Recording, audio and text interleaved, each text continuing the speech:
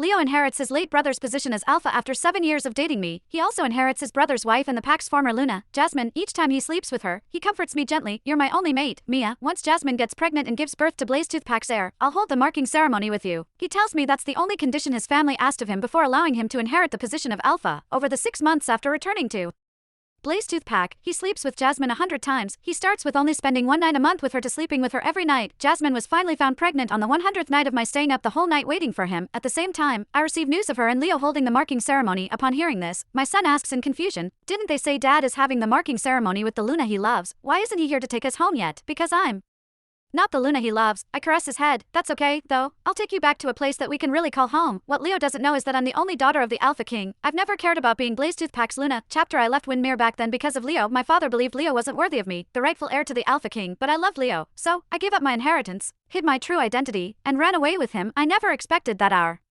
relationship wouldn't even last 7 years, and now, I was about to leave him, and yet, returning to Windmere wouldn't be easy. I recalled my father's concerned look when he opposed our relationship 7 years ago. The memory left me unsettled as I closed my eyes, trying to summon the wolf within me and reconnect with my family. Just as I did, an overwhelming scent of roses filled the air, making me choke. Leo wrapped his arms around me from behind as he asked in a soft voice, "Did I wake you?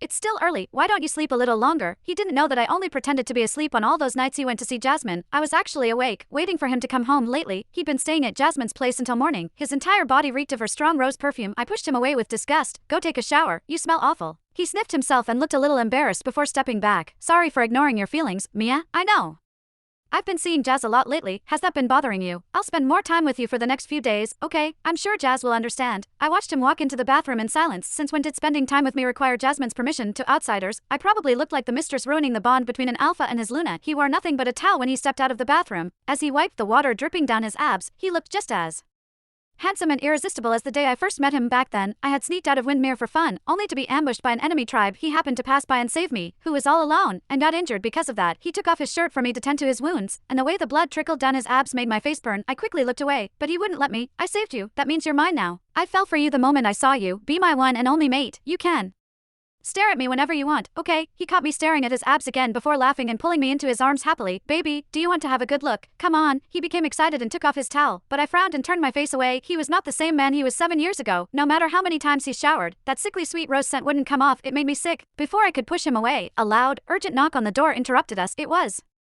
Jasmine's maid. "Did you call a doctor? What do you mean she's suddenly not feeling well?" The moment Leo heard that Jasmine wasn't feeling well, he didn't even hesitate to shove me aside as he rushed to get dressed. "She was fine when we were in bed just now."